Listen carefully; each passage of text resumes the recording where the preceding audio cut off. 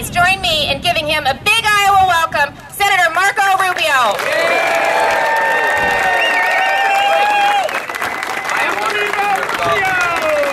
Thank you. I'm honored to be here with you. And I'll just take a couple of moments to share with you a couple of things. First of all, Joni, we can't wait to have you in the U.S. Senate, although I got to tell you how you're going to feel when you get there.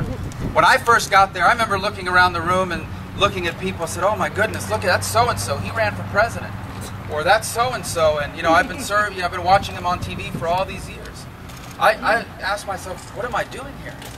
Well, a few months passed by. I served with those folks, and same room, same group. I looked around the room and I said, what are they doing here? How did they get here?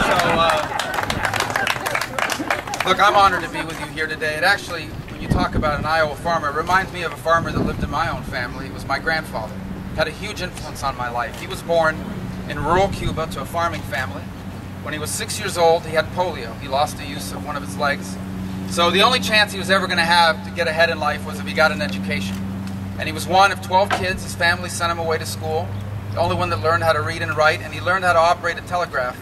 As a telegraph operator, actually ended up getting a job one day at the railroad company. But years went by, and obviously immigrated to the United States, lived with us for the first 13 years of my life. I used to sit on the porch of our home as he smoked one of his 3 daily cigars. He used to sit in this little folding aluminum chair, and I was a very curious young man. I loved to talk about history and politics, and he would share all those thoughts with me. Well, he was a huge influence on my life. As I look back at the things he taught me, the facts and figures about history were great. But the one thing he instilled in me is that because I was a citizen of this special and exceptional country, there was nothing that I couldn't accomplish. That I lived in the one place in human history where the son of a bartender and a maid, which is what I was, had the same chances as the son of a millionaire or a president. And I'll never forget, my grandfather passed away in August, just after I had turned 13. I was there that day when he was in the hospital. I remember as he was slipping away into a coma, he had cancer and it had advanced. I remember holding his hand and gripping it and saying to him that I was going to make sure that the opportunities I had didn't go to waste. And I remember him squeezing my hand as I said that, as to recognize that he heard what I said and that it mattered. And it mattered because he desperately wanted me to have all the opportunities that he himself never had. I share that with you because while that story is deeply personal to me, that's our story as a country and as a people. Sometimes when you live here your whole life like I have, it's easy to take for granted how exceptional and unique America truly is. Most of the people who have ever lived have not lived like we have. Most of the people who have ever lived in all of human history have been stuck doing whatever their parents did before them. If your parents were poor and disadvantaged, that's what you would be as well. But we have been different. Because in this nation, people have overcome extraordinary things. We have told people the fundamental of the American dream is that here it doesn't matter where you start out. If you work hard and you persevere, you can get ahead. I share that with you because today, for millions of Americans, that promise is slipping away. And the irony is that the man who today is in the White House and his party claim to support the people who are trying to get ahead, and in fact, they've made life worse for them. Things have gotten worse, not better, for the people who are trying to make it. We desperately have to change that. If we lose the American dream, we lose what makes us special and different. And in order to reclaim it and spread it to reach more people than ever before, we have to start by changing the leadership in the United States Senate. And as much as anything else, that's what Joni Ernst is going to give us a chance to do. Now, she's an exceptional candidate. She has an extraordinary amount of credibility on national security issues. And we're going to need that, because the foreign policy of this president is a disaster. She has a proven track record of conservative activism in her votes and in the actions she's taken in the state Senate. She doesn't just talk about repealing Obamacare. She's voted for it in the past. We know she'll do it in the future. But the thing that I really want you to focus on in this election is come November of this year, the whole country may be up late watching the returns from Iowa. Because the election, the choice you make here could very well be the difference between another 2 years of Harry Reid as majority leader or a new day for our country. We have the opportunity to reclaim the American dream. And I'm going to present her to you in a moment. You know her as well as anyone in the state now, having worked so hard for her. And I thank you for your activism on her behalf. But I want to share one more personal story. Today also happens to be the 9th birthday of my son, Anthony. And as I came here today, you feel a little guilty as a father for missing part of his day and birthday. Don't worry, we're going to make it up on Sunday. with a big paintball party that we're going to do. But as I was coming here, I realized this is about him. I'm here for the same reason I ran for office. Because I don't want him to be part of the first generation of Americans that inherits a country worse than the one their parents inherited. And that is the choice before us as the American people. Do we want the next generation to inherit what Americans have always inherited? A country better than the one we found? Or are we prepared to go down in history as the first generation of Americans that left the next generation worse off? That is the choice before us as a people. And that is a choice before you as Iowans. And you have a chance to choose the right direction. You have a chance to help save the American dream, and you can do that by sending Joni Ernst to the United States Senate. I can't wait to serve with her. The next U.S. Senator from Iowa, Joni Ernst.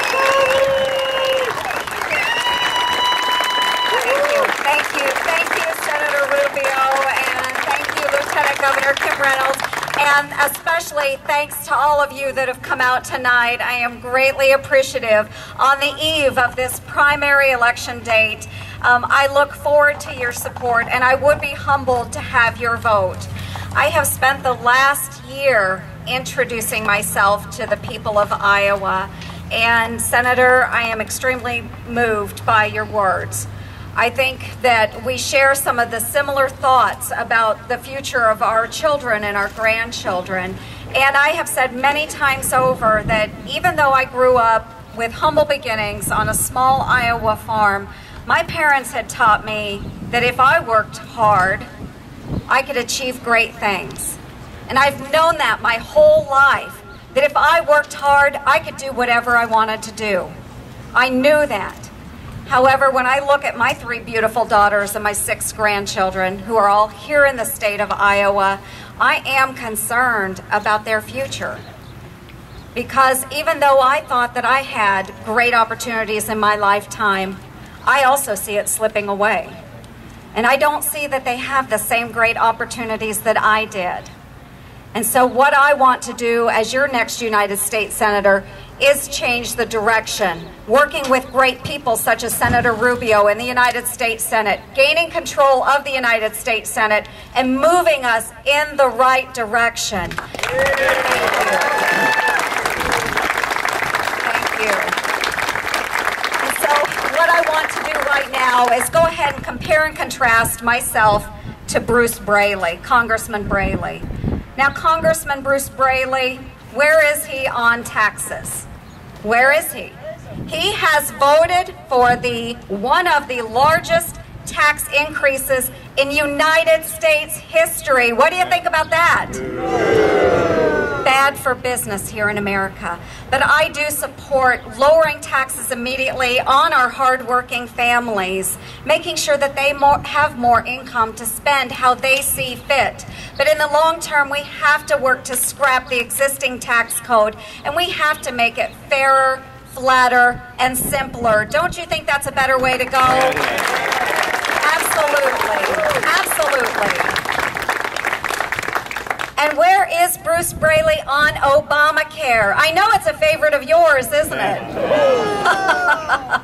Well, Bruce Braley on the floor of the House, he gave the closing arguments for Obamacare, and he follows it blindly today. But here in the state of Iowa, as an Iowa State Senator, I voted against the Medicaid expansion part of Obamacare. I've stood against those federal exchanges. And you can darn bet that when I go to Washington, D.C., I'm going to continue to fight for the repeal and replacement of Obamacare. And thank you. And I tell you, we are going to focus on replacing it with common sense, market-driven alternatives. That's what works for America, and that's what I'm going to do. So next issue, where is Bruce Braley when it comes to energy? Bruce Braley supports cap and trade, which is something that I am opposed to. And just in recent years, he was in favor of the Keystone Pipeline. But he's since changed his thought process on the Keystone Pipeline. Now he's opposed. He sold out to California liberal environmentalists that said this was bad for America. But I can tell you what, that when I am in Washington, D.C., I will insist that the president quit playing politics with the Keystone Pipeline, and we move immediately on it and increase jobs and energy production here in the United States of America. Thank you. And lastly, let's talk about bureaucracy. Bruce Braley is for bigger government, government that's expensive, government that's big, government that's involved in our lives. I'm for smaller government and less bureaucracy. And here in the state of Iowa, I work with the lieutenant governor, the governor, and other wonderful conservative leaders in making sure that we are taking a look at what meets the needs of Iowans and small businesses here in the state. And we've started rolling back those rules and regulations. And in the past 4 years, we have gone from over 6% unemployment down to 4.3% unemployment, making us 7th lowest in the nation.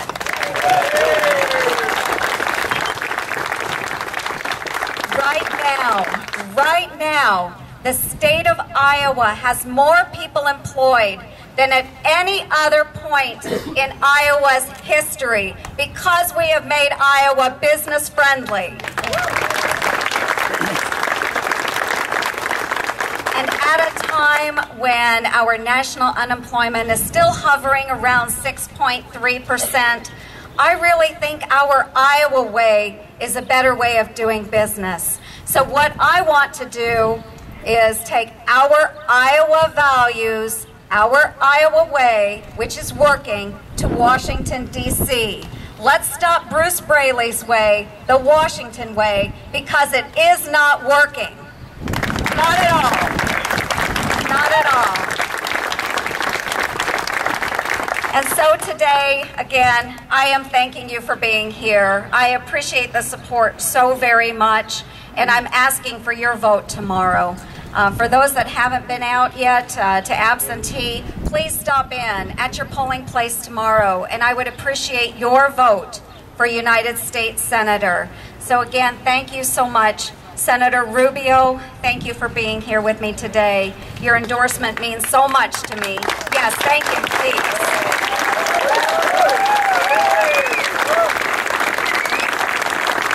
I am so honored to have your support.